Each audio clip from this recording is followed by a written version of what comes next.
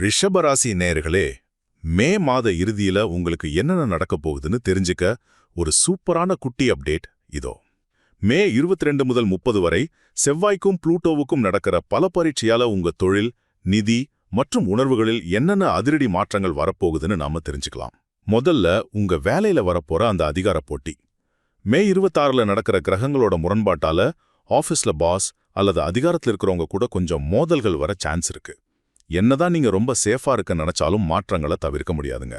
வேகமா ஓடுற ஆத்துல ஒரு பாறையை கட்டியா பிடிச்சுக்கிட்டு நீந்த மறுக்கிறதுக்கு பதிலா அந்த நீரோட்டத்தோடயே போறது தானே இப்போதைக்கு பெஸ்ட். ரெண்டாவதா உங்க மனநிலைய பத்தி பேசிடலாம். இந்த ஆஃபீஸ் டென்ஷனோட சனி பகவானோட தாக்கமும் சேர்றதால நீங்க கொஞ்சம் அப்செட்டாவும் ரொம்ப சென்சிட்டிவாவும் ஃபீல் பண்ணலாம். நாம சொல்றதை யாரும் கேட்க மாட்டாங்களோன்னு ஒரு டவுட் வரும்.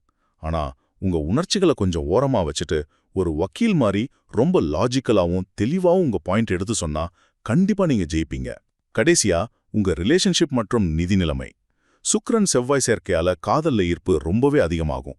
ஆனா ஏற்கனவே கமிட் ஆனவங்க ஈகோ பார்க்காம கொஞ்சம் பொறுமையா ஹேண்டில் பண்ணுங்க. ஃபைனான்ஸ்னு வரும்போது அந்த பழைய ஸ்டைல மாத்திட்டு புதுசா யோசிங்க. காதலும் பணமும் இப்போ ஒரு செஸ் கேம் மாதிரி ஆயிடுச்சு இல்லையா? கவனமா காய் நகர்த்துங்க. ஏன்னா ஜூன் 9th நடக்கிற சுக்கிரன் குரு சேர்க்கை உங்களுக்கு பெரிய லக் கொண்டு வரப்போகுது. சுருக்கமா சொல்லப்போனா நடக்கிற மாற்றங்களை எதிர்த்து போராடாம சூழ்நிலைக்கு ஏத்த மாதிரி கொஞ்சம் வளைஞ்சு கொடுத்தீங்கன்னா இந்த மாசம் உங்களுக்கு சூப்பர் ஹிட் தாங்க.